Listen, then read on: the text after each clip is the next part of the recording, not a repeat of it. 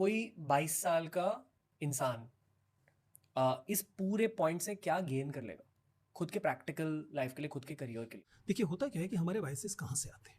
हमारे वाइसेस, जैसे हमने कहा, कि सोशलाइजेशन से आएंगे और हमारे कंफर्ट जोन से आएंगे।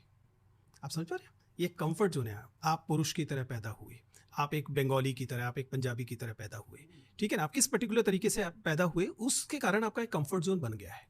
And you want to be in that comfort zone, because as I said कि हम सब लोग प्रकृति से आलसी होते हैं, इसलिए कंफर्ट जोन से बाहर निकलने में मेहनत लगेगी। ऐसी जगह पे जाना पड़ेगा जो डिस्कम्फर्ट वाली जगह होगी।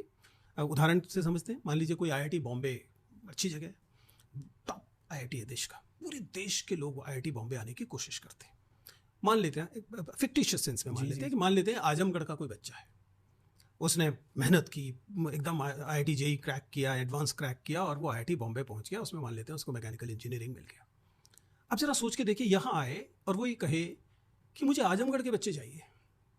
आजमगढ़ में था, आजमगढ़ के बच्चों वाली भाषा उसको आती है, उनका वही वाला माइंडसेट उसको आता है, सब कुछ है। उसका कंफर्ट जोन क्या है? आजमगढ़ के बच्चे।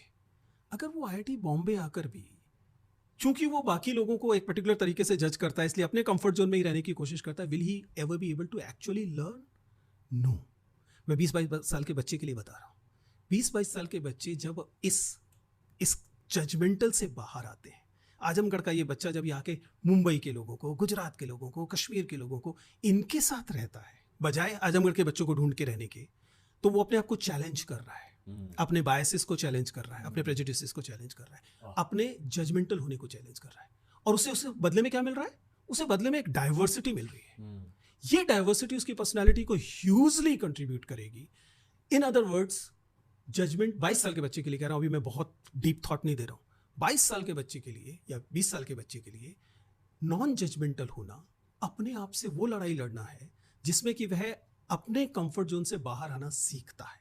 क्योंकि जजमेंटल होना कंफर्ट जोन में होना है, जजमेंटल न होना कंफर्ट जोन को ब्रीच करना है, बाहर जाना है, डिस्कंफर्ट वाली जगह पे जाना है।